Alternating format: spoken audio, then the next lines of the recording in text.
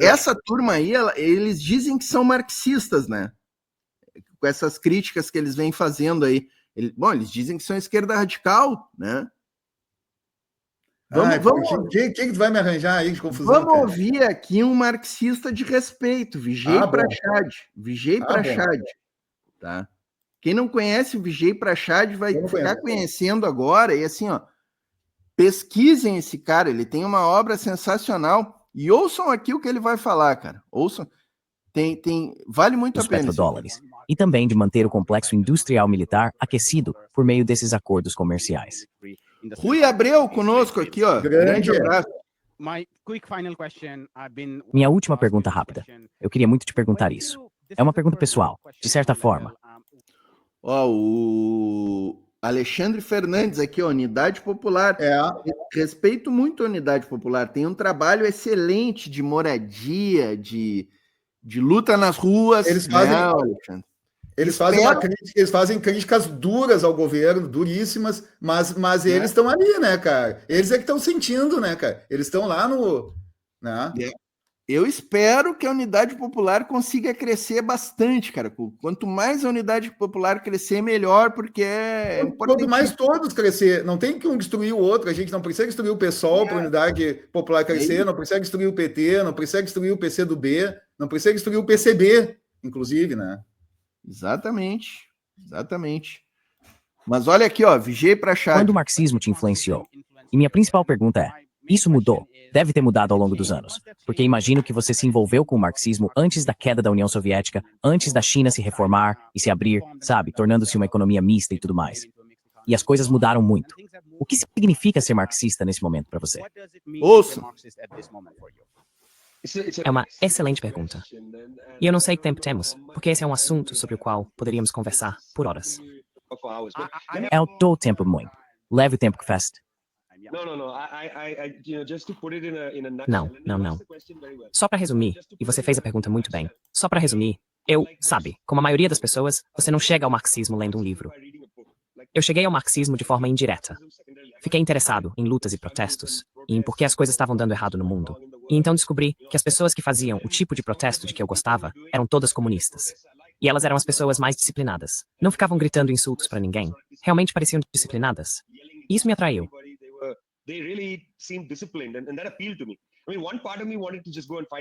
Quero dizer, uma parte de mim queria simplesmente ir lá e enfrentar a polícia. O que você sabe, eu realmente fiz em algum momento, e paguei um certo preço por isso. Mas, sabe, isso é só ir lá e arranjar uma briga. É muito mais importante trabalhar para construir a confiança da classe trabalhadora e dos camponeses, de um grande número de pessoas, para que se envolvam. Sabe, se você vai lá e briga com um policial, você não dá confiança para as pessoas tentarem mudar o mundo. E eu aprendi isso bem jovem.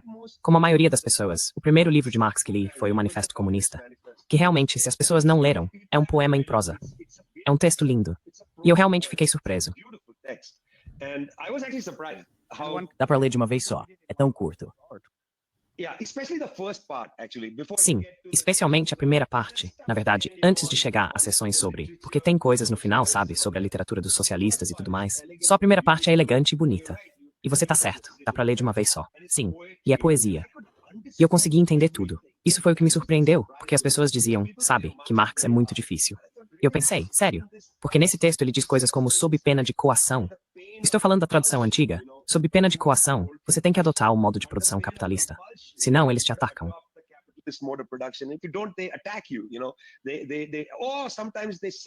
Sabe, às vezes eles subordinam suas antigas formas de trabalho, escravidão e por aí vai, para que seus produtos possam entrar na economia capitalista.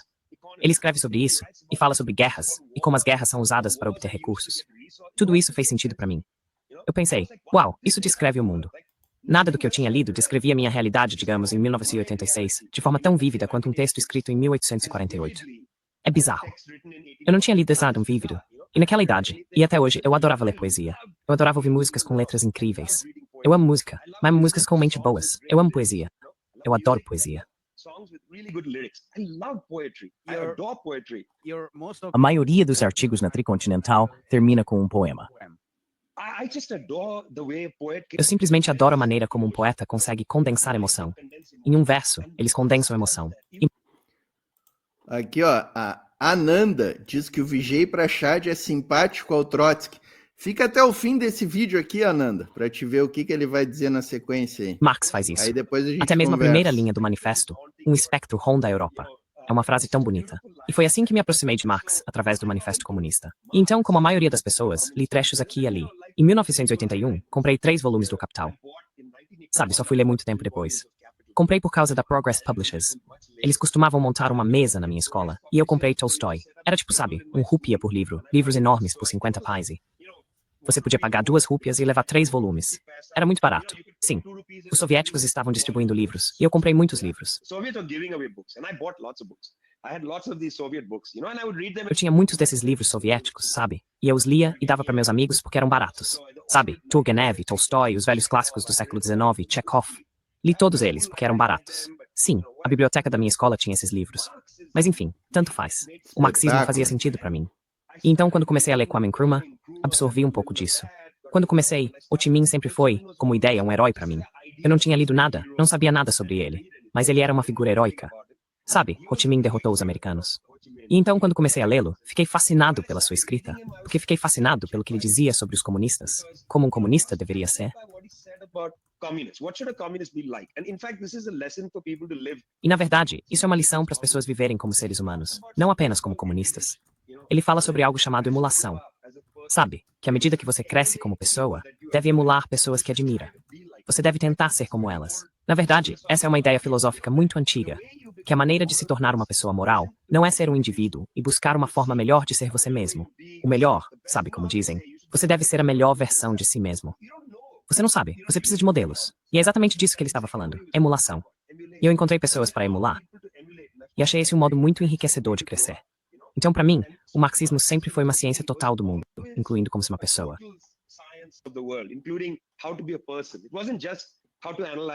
Não era apenas sobre como analisar, sabe? Quando você lê Lenin, trata-se de como ser disciplinado. E para Lenin, ser disciplinado não é ser obediente. É ter uma mente afiada. É aguçar seu pensamento sobre o mundo. É trabalhar para construir coletivamente uma visão de mundo. É isso que significa estar em um partido. Você constrói uma visão de mundo coletivamente. Você enxerga o mundo junto com os outros, mesmo que existam diferenças. No geral, tudo isso me atraiu. Aprendo. Sabe, eu não queria ser um indivíduo. Eu queria estar em grupos. Eu queria construir coisas com as pessoas. Eu queria, como dizem, resgatar a vida coletiva, sabe, que vinha se deteriorando. E para mim isso é o marxismo. É tudo isso. Não é só a extração de mais-valia, que eu acho uma descoberta extraordinária de Marx, mas é tudo isso. É Lenin, é Ho Chi Minh, é Walter Rodney. Dá para continuar citando. É um mundo de movimentos. O PAIGC na Guiné-Bissau, o povo lutando em Moçambique e Angola contra os portugueses. É tudo isso.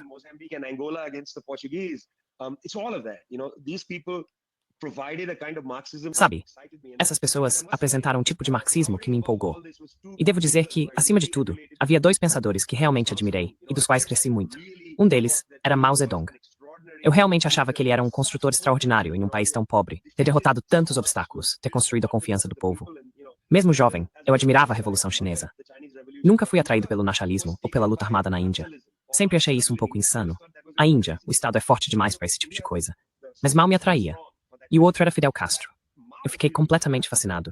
E tive muita sorte de encontrá-lo várias vezes.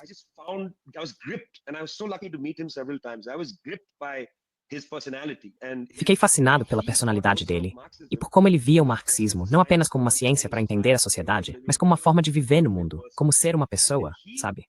E ele, acho, se via como alguém a ser emulado. E em todo mundo, quero dizer, todos nós o emulávamos. Todos queríamos ser como Fidel. Sabe, se você me desse uma escolha, você preferiria ser como Che Guevara ou Fidel? Eu diria que é uma escolha injusta. Mas eu emulava o Fidel. Eu queria construir algo. É realmente difícil construir o socialismo. Realmente, muito difícil. E admiro pessoas como Lenin, Mao, Fidel, essas pessoas que receberam a responsabilidade, sabe, pela luta, de construir coisas. É incrível. Responsabilidade de construir coisas, né, Celso? É o que o tio Lulinha faz aí, gente, tá? Mas agora vem a melhor parte da entrevista, vai vir agora, tá, Celso? Dei uma pausa aqui, ó, para ler alguns bons comentários. Jonathan Santos, ó. É isso que temos que mostrar aos trabalhadores. Somos disciplinados, ordeiros e não vagabundos como a direita pinta. Arthur Jorge Barbosa, ó. Precisamos fazer chegar o máximo de informações para as classes mais baixas, pois a extrema-direita está trabalhando nesse sentido, então até mudando o discurso, se referindo a essas classes. Letícia Fontoura. O problema é que as classes mais baixas, por exemplo, a essa hora já estão dormindo, né? Porque tem que trabalhar amanhã cedo. Normalmente. Não é aqui neste meio que a gente consegue chegar neles, né? Mas a gente precisa. Sim, o que ele falou que A gente precisa ter movimentos para chegar neste ambiente, digamos assim, né? E tem que ser coisa física, né, Portinho? Não dá. Cara, eu não vi até agora melhor sugestão do que os centros socialistas do professor Alisson Mascaro e do Glauber Braga. Só que não é um, né, Portinho? Não adianta um. Claro que um fazer, né? Tem que ter por todo o Brasil, né? Centros socialistas espalhados por todo o Brasil, né? Letícia Fontoura, Manifesto Comunista é o meu livro de cabeceira. É isso aí. Agora vem a melhor parte da entrevista. Ó. Vocês viram que ele falou que as referências maiores dele são Mao Zedong e Fidel Castro, né? E ele falou ali que seria difícil escolher entre Che Guevara e Fidel, mas a inspiração maior dele era o Fidel, né? Pela questão de que foi um cara que construiu, né? Olha, a pergunta que o Jotman faz é muito boa e a resposta do Vijay é melhor ainda aqui. Desculpe, não consigo resistir a perguntar isso. Essa escolha entre Che e Fidel também me faz lembrar da escolha entre Trotsky e Stalin.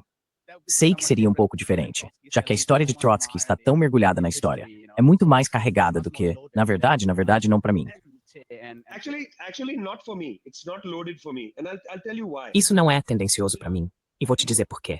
Quero dizer, você sabe, acho que dentro dos movimentos de esquerda, frequentemente há disputas, e você pode analisar isso de forma doutrinária e tudo mais. Mas acho que há algo mais do que isso aqui. Veja, Leon Trotsky veio de uma origem extremamente privilegiada. Ele era bem instruído desde criança. Veio de uma família de classe média alta. Era muito inteligente.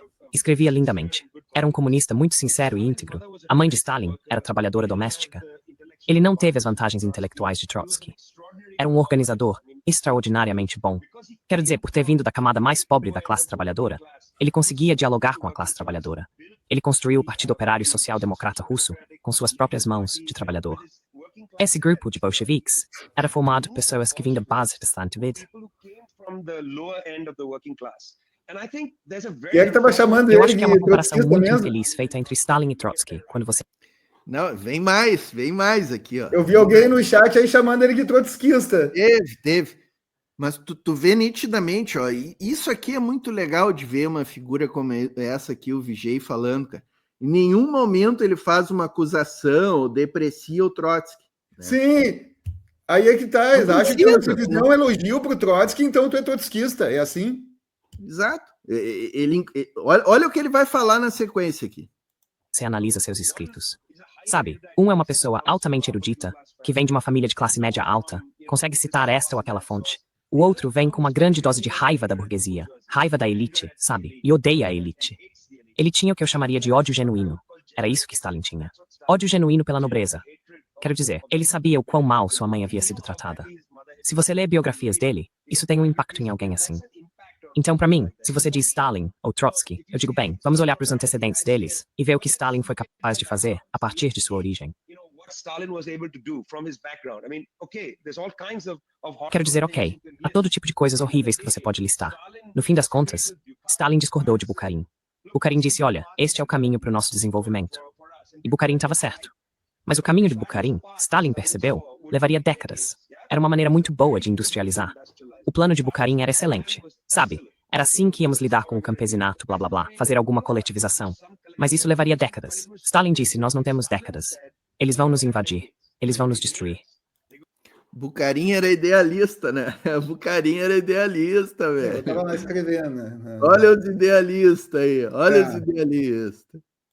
E ele fez uma escolha ali. Precisamos partir para a industrialização. Há muita dor associada à política econômica de Stalin, porque isso significou industrialização, uma situação de superexploração para o campesinato.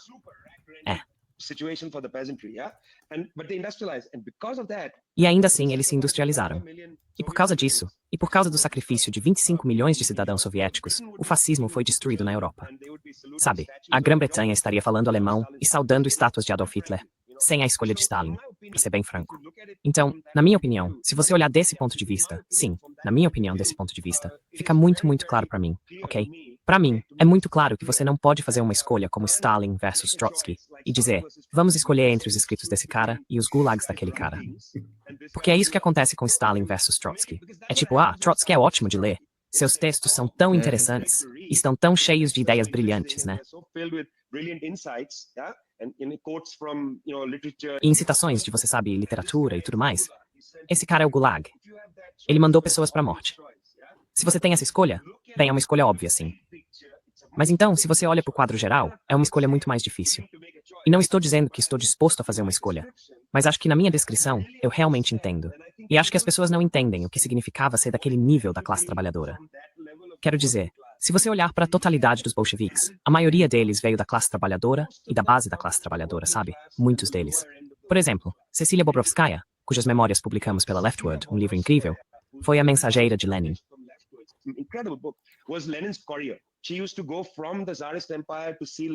Ela costumava sair do Império Tsarista para ver Lenin em Genebra, onde quer que ele estivesse, para lhe entregar livros e, sabe, contrabandear jornais e relatar o que estava acontecendo no partido na Rússia. Eles caminhavam por horas, ela escreve em suas memórias.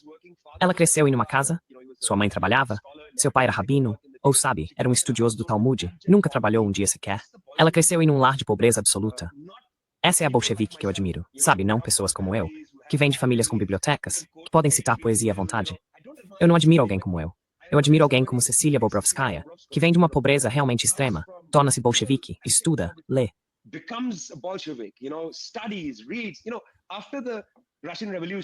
Após a Revolução Russa, Lenin está sentado em seu escritório, e ele pergunta às pessoas, onde está Bobrovskaya? Nós vencemos. Agora, onde ela está? Bem, ele descobre que ela está vivendo na miséria, em condições realmente ruins, e ela está em uma situação difícil, ela está mal. Então Lenin diz, não, Bobrovskaya deve viver em Moscou perto de nós. E ele faz algo incrível. Ele abre um prédio chamado Sociedade dos Velhos Bolcheviques. Ele providencia para que pessoas como Bobrovskaya morem lá. Eles têm uma cozinha comunitária, uma biblioteca e assim por diante. E ele diz a eles, vocês têm uma tarefa. Agora todos vocês estão velhos. Vocês vão escrever suas próprias memórias em pequenos livretos. E vão escrever a história do nosso partido, tudo o que vocês fizeram. E essa literatura, eu tenho muitos desses. Os soviéticos também os traduziram. Pequenos panfletos, biografias de diferentes bolcheviques. E para aqueles que morreram, eles os lembravam e escreviam coisas sobre eles. Essa é uma das partes mais bonitas da Revolução de Outubro. Todos esses velhos comunistas que construíram a Revolução depois viveram juntos, sim, nesse tipo de comuna. E eles tinham a tarefa de produzir suas histórias. E se você ler isso, vai chorar, porque a maioria desses bolcheviques vinha de famílias de artesãos, operários de fábricas, sabe? E da base da classe trabalhadora. Ou seja, eram, sabe, carregadores, pessoas que andavam por aí carregando grandes volumes, porque assim podiam contrabandear jornais. Sim, eu os admiro. Stalin veio desse meio. Não vamos esquecer disso. É só isso.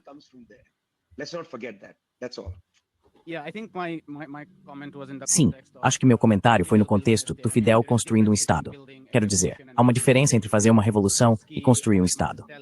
E Trotsky, assim como Stalin, e tanto Fidel quanto Che, eles fizeram a revolução, mas dois deles construíram um Estado, e isso é uma arte diferente, certo?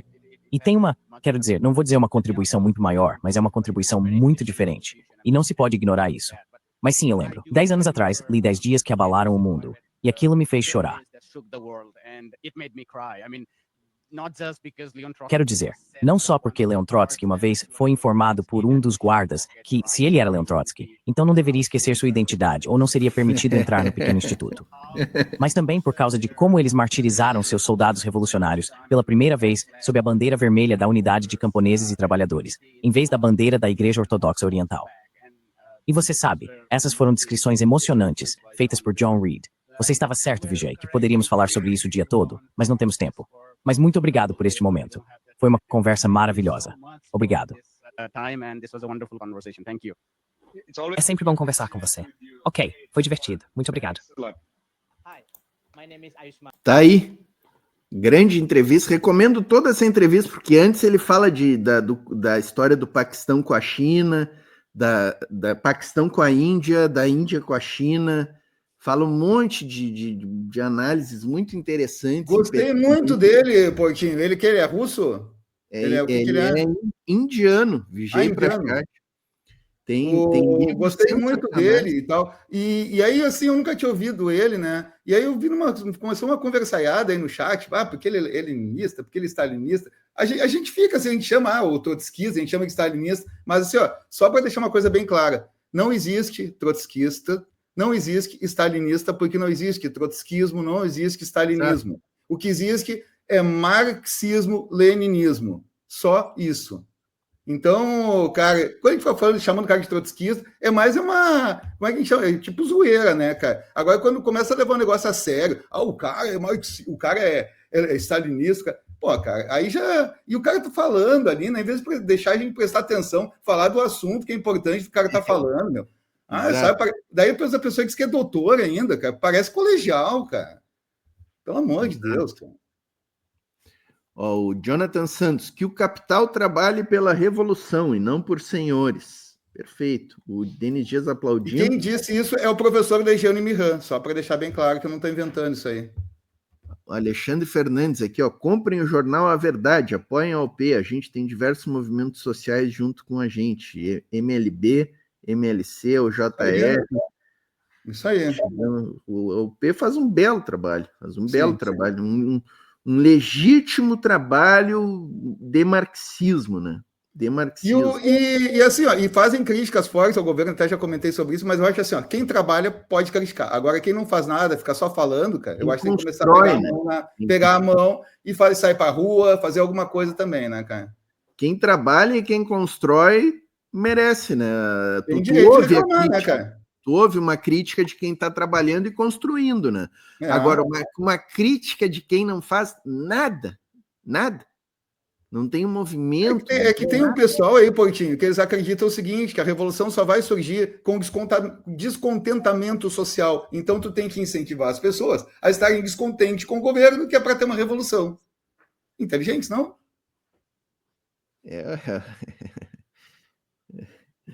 É incrível, né? O Stalin ficou feliz aqui no chat, o coveiro da fascistada. Ele botou, sabe que ele botou essa picaretinha aí, né? Maldoso. Sim.